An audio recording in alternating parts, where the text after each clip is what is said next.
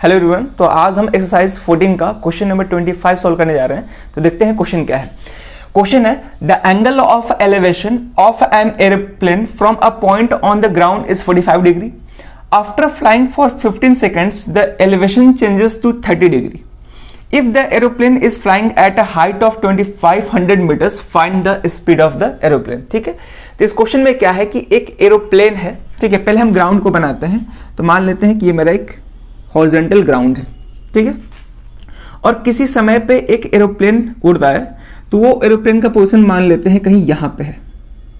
ठीक है, अभी मान लेते हैं कि उस एरोप्लेन का पोजीशन कहीं यहां पे है। ठीक है, और एरोप्लेन को भी हम एक पॉइंट साइज ऑब्जेक्ट मान के नहीं चल रहे हैं, क्योंकि यहाँ पे एरोप्लेन का कोई भी डायमेंशन नहीं दिया है। ठीक है, अब क्या है कि ग्राउंड पे एक कोई पॉइंट है और इस पॉइंट से एक ऑब्जर्वर इस एरोप्लेन को ऑब्जर्व कर रहा है। तो जब इसको देखेगा तो लाइन ऑफ साइट क्या होगा, तो लाइन ऑफ साइट कुछ ये होगा। ठीक है, दोनों पॉइंट को ज्वाइन करने वाला straight line line of site होगा। और यहाँ पे जो एंगल ऑफ एलिवेशन बन रहा है वो एंगल ऑफ एलिवेशन, ठीक है, इसको और थोड़ा स्ट्रेट बनाते हैं, वो एंगल ऑफ एलिवेशन 45 डिग्री है। ठीक है, ये एंगल 45 डिग्री। अब आगे क्वेश्चन है after flying for 15 seconds the elevation changes to 30 degree. अब क्वेश्चन ये दे रहा है कि ये एरोप्लेन जब 15 सेकेंड और आगे की तरफ मतलब और आगे जब फ्लाई करता है, उड़ता है, तो उस केस में जो एंगल ऑफ एलिवेशन है वो 30 डिग्री हो जाता है। ठीक है, तो 15 सेकेंड के बाद जाहिर सी बात है कि इस एरोप्लेन का पोजीशन चेंज होगा। और मान लेते हैं कि 15 सेकेंड के बाद ये एरोप्लेन कहीं यहां पे पहुंच गया। ठीक है, और इस पॉइंट पे जो एंगल ऑफ एलिवेशन बन रहा है वो 30 डिग्री है। ठीक है, तो हम पहले लाइन ऑफ साइट ड्रॉ करना होगा। और ऑब्जर्वर का जो पॉइंट है वो चेंज नहीं हो रहा है। ठीक है, ऑब्जर्वर का पोजीशन चेंज नहीं हो रहा है। ऑब्जर्वर जहां पहले था अभी भी वहीं पे है। ठीक है, पोजीशन केवल एरोप्लेन का चेंज हो रहा है। ठीक है, तो यहां पे लाइन ऑफ साइट तो ये होगा, और इस केस में जो एंगल ऑफ एलिवेशन है वो 30 डिग्री है। पहले वाले केस में कितना था, 45। अब क्योंकि पोजीशन चेंज हुआ है तो एंगल ऑफ एलिवेशन भी चेंज होगा, और एंगल ऑफ एलिवेशन चेंज होकर 30 डिग्री हो गया। ठीक है, यहां तक चलो। अब क्वेश्चन ये है कि if the aeroplane is flying at a height of 2500 metres, find the speed of the aeroplane. ठीक है, अब इस एरोप्लेन का ग्राउंड से हाइट भी दिया है जो कि 2500 मीटर है। ठीक है, तो हाइट जब हम बनाते हैं तो हमेशा एक परपेंडिकुलर डिस्टेंस होता है। तो ये एक परपेंडिकुलर डिस्टेंस हम बनाएंगे, मतलब एक परपेंडिकुलर लाइन ड्रॉ करेंगे ग्राउंड से, और ये लाइन का जो लेंथ है, हाइट है, वो 2500 मीटर है। ठीक है, और ये भी कितना होगा, 25। और हाइट चेंज नहीं कर रहा है, ये कांस्टेंट है। भले यहाँ पे कांस्टेंट नहीं लिखा गया है, लेकिन हम ये मान के चलेंगे कि एरोप्लेन जो है कांस्टेंट हाइट पे फ्लाई कर रहा है, उड़ रहा है। ठीक है, चलो, तो ये जो कांस्टेंट हाइट है वो दिया है 2500 मीटर। ठीक है, ये भी 2500 मीटर होगा और ये भी 2500 मीटर ही होगा, क्योंकि यहाँ पे जितना हाइट होगा वही हाइट यहाँ भी होगा। क्लियर है यहाँ तक? अब हमसे क्या पूछा है, find the speed of the aeroplane. हमको एरोप्लेन का स्पीड बताना है कि स्पीड कितना है। ठीक है, चलो, तो पहले हम क्या करते हैं कि एरोप्लेन के पोजीशंस को हम नेमिंग करते हैं। तो मान लेते हैं कि पहले एरोप्लेन जो है ए पॉइंट पे था, अब बी पॉइंट पे पहुंच गया। ठीक है, 15 सेकेंड के बाद वो एरोप्लेन जो है पॉइंट ए से पॉइंट बी पहुंच गया। ठीक है, और इस पॉइंट को हम सी बोल रहे हैं, चाहे इसको हम सी बोल रहे हैं, जो पॉइंट ऑफ ऑब्जर्वेशन है, इसको डी और इसको ए। ठीक है, अब हमको स्पीड ऑफ एरोप्लेन बताना है कि एरोप्लेन का स्पीड कितना है। ठीक है, अब ध्यान से देखेंगे स्पीड कैसे बता सकते हैं। क्वेश्चन में ऑलरेडी टाइम दिया है जो कि 15 सेकेंड है। ठीक है ना, क्वेश्चन में टाइम दिया है 15 सेकेंड। ठीक है, अब हमको क्या निकालना है, स्पीड। तो स्पीड का फॉर्मूला क्या होता है, डिस्टेंस अपॉन टाइम। हमको टाइम मालूम है, अगर डिस्टेंस मालूम चल जाए तो स्पीड हम आसानी से फाइंड कर सकते हैं। ठीक है, अब डिस्टेंस कौन सा फाइंड करना है, तो पॉइंट ए से पॉइंट बी के बीच का डिस्टेंस हमको फाइंड करना है, क्योंकि टाइम भी पॉइंट ए से बी तक का ही दिया है जो कि 15 सेकेंड है। क्लियर है, तो इसीलिए हम डिस्टेंस भी पॉइंट ए और बी के बीच का ही फाइंड करेंगे। ठीक है, तो पहले हम क्या करेंगे कि ए बी का लेंथ फाइंड करेंगे, डिस्टेंस फाइंड करेंगे, उसके बाद हम उसको टाइम से डिवाइड कर देंगे तो हमको क्या मिल जाएगा, स्पीड मिल जाएगा। ठीक है, यहाँ पे अब कैसे करेंगे ध्यान से देखेंगे। और यहाँ पे एक और बात, जो लेंथ ए बी का होगा वही लेंथ ई डी का होगा। ठीक है, यानी कि अगर हम ई डी भी फाइंड कर लेंगे तो ई डी ए बी की इक्वल है, तो हम ए भी बता सकते हैं, क्योंकि ई डी और ए बी दोनों आपस में इक्वल है। ठीक है, चलो अब करते हैं, तो लिखेंगे let A and B be the positions of aeroplane.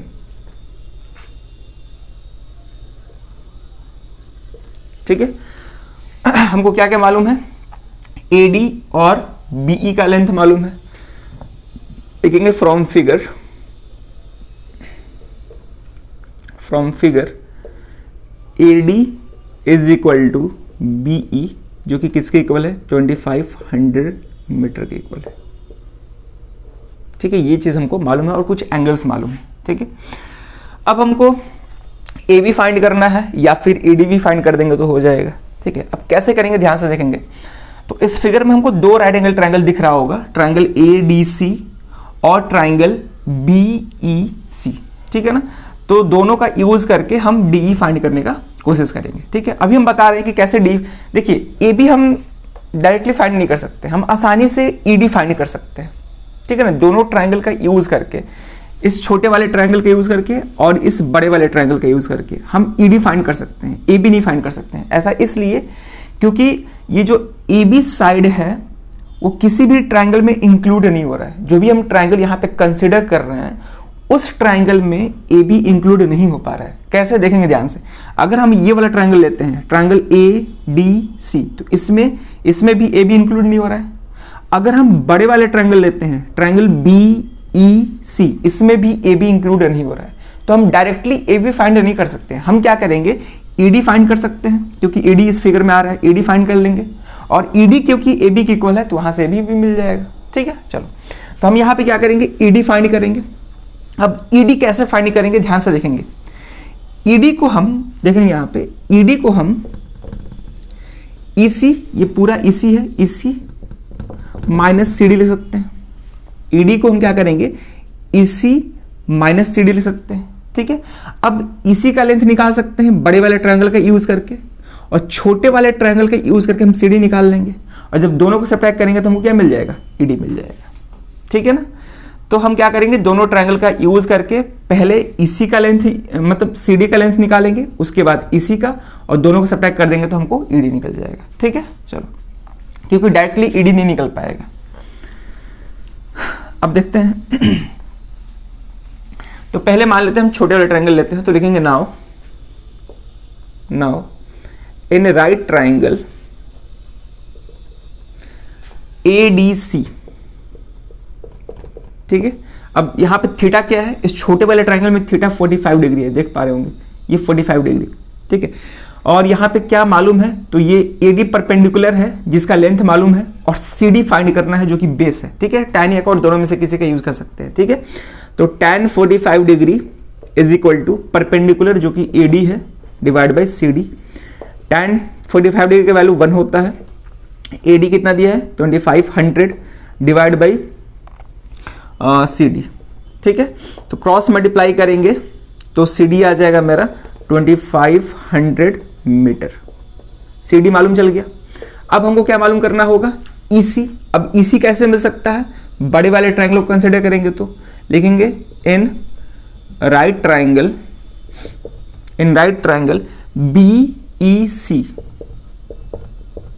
ठीक है, यहां भी tan का यूज करेंगे, तो tan 30 degree is equal to perpendicular जो कि BE है डिवाइड बाई बेस, और बेस यहां पे क्या है, पूरा EC है। ठीक है, अब तो क्वेश्चन प्रैक्टिस करते करते ये समझ में आ गया होगा कि कौन सा टी रेशियोज लेंगे हम लोग। ठीक है ना, चलो तो अब बार बार नहीं बताएंगे, अब हम टी रेशियोज डायरेक्टली ले लेंगे।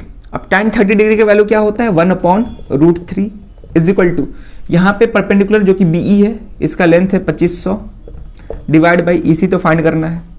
अब यहां से क्रॉस मल्टीप्लाई करेंगे तो EC इक्वल टू 2500 इंटू √3 इतना मीटर, इसी भी मालूम चल गया।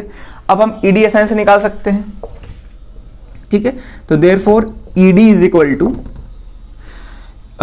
EC minus CD। EC कितना आया है 2500√3 माइनस ये कितना है CD 2500। ठीक है, पहले इतना जगह है नहीं, तो पहले इतना पॉज करके नोट करें, हम आगे सॉल्व करते हैं। इसको हम यहाँ पे सॉल्व कर रहे हैं, तो ईडी हो जाएगा, ईडी इज इक्वल टू, अब हम क्या करेंगे कि दोनों में से 2500 कॉमन कर सकते हैं, तो यहाँ से 2500 कॉमन कर लिए, यहाँ पे क्या बचेगा √3 और वहाँ पे -1, ठीक है। तो ये हो जाएगा 2500 इंटू √3 का वैल्यू 1.732 होता है, दिया नहीं गया है, लेकिन याद रखेंगे 1.732 -1, ये हो जाएगा 2500 इंटू 1.732 -1 0.732 हो जाएगा। और जब दोनों को मल्टीप्लाई करेंगे, मल्टीप्लाई करके चेक करेंगे आप लोग, मल्टीप्लाई करने के बाद 1830 मीटर आएगा, ठीक है। अब ध्यान से देखेंगे, ईडी मालूम चल गया और ईडी एबी की इक्वल है, तो एबी भी मालूम चल जाएगा। तो देयरफॉर लिखेंगे since AB is equal to ED, therefore AB is equal to कितना हो जाएगा 1830 मीटर, ठीक है। और AB यहां पे क्या है, AB है distance covered by aeroplane in 15 second 15 second, तो लिखेंगे therefore distance covered by an aeroplane in 15 second, वो कितना है मेरा 1830 मीटर, ठीक है। अब डिस्टेंस मालूम चल गया, टाइम भी मालूम है 15 सेकेंड, तो हम आसानी से स्पीड निकाल सकते हैं, ठीक है ना। तो यहां पर हम स्पीड निकालेंगे अब,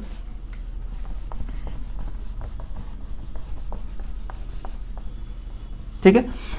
अब हम करने जा रहे हैं, तो यहां पर लिखेंगे अब स्पीड बराबर डिस्टेंस अपॉन टाइम। डिस्टेंस कितना है 1830, ठीक है, 1830 मीटर डिवाइड बाय टाइम कितना है 15, ठीक है, ये सेकंड में है। तो ये कैलकुलेट करने के बाद आप लोग कैलकुलेट कर देंगे। वैसे भी जो बुक में आंसर दिया गया है वो किलोमीटर पर आवर में दिया गया है, ठीक है, लेकिन यहाँ पे जो मेरा स्पीड आ रहा है वो मीटर पर सेकंड में आ रहा है, ठीक है ना। अब चाहो तो डिवाइड कर सकते हैं 5 से, वो बात है, लेकिन ध्यान से समझेंगे, बुक में किलोमीटर पर आवर में दिया है, तो हम क्या करेंगे कि इन सबको हम किलोमीटर पर आवर में चेंज करेंगे। अब कैसे करेंगे ध्यान से देखेंगे यहाँ पे, ठीक है, कैसे करेंगे देखेंगे यहाँ पे। पहले हम मीटर को किलोमीटर में चेंज करेंगे, और मीटर को किलोमीटर में चेंज करने के लिए 1000 से डिवाइड करना होता है। तो हम क्या करेंगे कि 1830 को 1000 से डिवाइड कर दिए, ठीक है, डिवाइड बाई, अब 15 सेकंड है, अब सेकंड को आवर में चेंज करने के लिए 3600 से डिवाइड करते हैं। ध्यान देंगे, सेकंड को आवर में चेंज करने के लिए 3600 से डिवाइड करते हैं। जैसे कि आवर को सेकंड में चेंज करने के लिए 3600 से मल्टीप्लाई करते हैं, उसी तरह सेकंड को आवर में चेंज करने के लिए 3600 से डिवाइड करते हैं। तो 3600 को हम 60 × 60 लिख सकते हैं, ठीक है, यहां से मतलब डिवीजन और आसान हो जाएगा, 60 × 60 लिख सकते हैं। अब हम करते हैं सिंप्लीफिकेशन, तो ये हो जाएगा, ये तो ऊपर चल जाएगा, 60 × 60 ये ऊपर चल जाएगा, तो 1830 डिवाइड बाई 1000 × 15, ये तो नीचे ही रहेगा, ठीक है ना, और ऊपर ये चल जाएगा 60 × 60, ठीक है, 60 × 60, सिंपल डिवीजन और कुछ नहीं है। 60 × 60 ऊपर चल गया, ये 1015 से मल्टीप्लाई हो गया, ठीक है। चलो अब करते हैं, तो यहाँ से 0 से 0 कैंसिल, ये भी कैंसिल हो जाएगा, ये कैंसिल हो जाएगा, ठीक है ना। तो ये आ जाएगा मेरा 183 इंटू ये 12 हो जाएगा, सॉरी 36 हो जाएगा, 6 × 6 36 डिवाइड बाई नीचे क्या हो जाएगा मेरा 15, ठीक है। कैलकुलेट करेंगे, तो अगर हम इसको 3 से डिवाइड करते हैं तो 3 × 1 = 3, ये और ये 5 हो जाएगा, ठीक है ना। तो सारा मल्टीप्लाई करेंगे, 183 को 12 के साथ मल्टीप्लाई करेंगे तो कितना हो जाएगा 1830, और ये हो जाएगा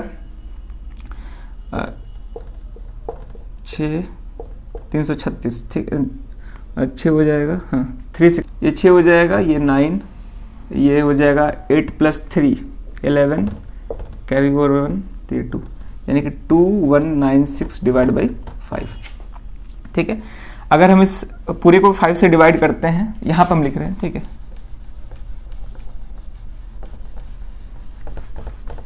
चलिए, तो यहां से स्पीड आ जाएगा, स्पीड बराबर 2196 डिवाइड बाई 5, ठीक है, तो ये हो जाएगा 4 टाइम्स में, और ये 19 3 टाइम्स में, बचा 49.2, इतना किलोमीटर पर।